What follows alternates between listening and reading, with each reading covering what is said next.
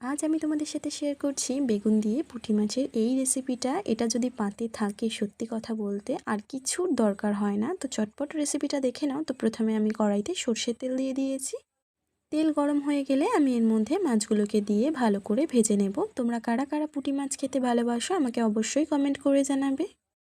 আর যারা বেগুন ভালোবাসো না তারাও কিন্তু বেগুনের প্রেমে পড়ে যাবে এই রেসিপিটা একবার খেলে। তো বেগুনগুলোকেও ভালো করে খুব সুন্দর করে নুন আর হলুদ দিয়ে ভেজে নেব। সমস্তটা ভালো করে ভেজে নেব। দেখো, সবসময় তো বড় মাছই আমরা খাওয়া হয়, কিন্তু এই ধরনের ছোট মাছগুলোও রান্না করলে অসাধারণ লাগে খেতে। দেখো, বেগুনগুলোকে খুব ভালো করে ভেজে নিয়েছি। এবার কড়াইতে আরও একটু সর্ষের তেল দিয়ে দেব ফোড়নে জিরে আর শুকনো লঙ্কা দিয়ে ভালো করে ভেজে এর মধ্যে সর্ষে আর কাঁচা লঙ্কা আর জিরের পেস্টটা দিয়ে ভালো করে নাড়াচাড়া করে নেব। বেশিক্ষণ নাড়াচাড়া করে কষানোর দরকার নেই, কারণ এটা তাহলে কিন্তু তিতো হয়ে যাবে। এরপর এর মধ্যে নুন, হলুদ আর একটু কাশ্মীরি লঙ্কার গুঁড়ো দিয়ে সমস্তটা খুব ভালো করে কষিয়ে নেব। এরপর পরিমাণ মতো জল দিয়ে দেব। জলটা যখনই ফুটে আসবে আমি এক একে এই বেগুনগুলোকে দিয়ে দেব।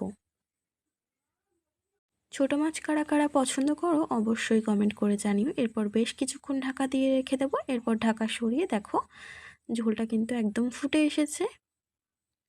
এরপর কিন্তু আমি মাছগুলোকে দিয়ে দেবো। মাছগুলোকে দিয়ে ভালো করে নাড়িয়ে চাড়িয়ে নেব। এই রান্নাটা কিন্তু অসাধারণ হয়, তোমরা বাড়িতে প্লিজ একবার ট্রাই করো।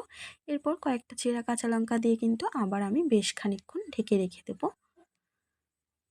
5 মিনিট মতো ঢাকা দিয়ে রাখার পর ঢাকা তুলে এবার দেখো আমাদের রান্নাটা কিন্তু প্রায় কমপ্লিট।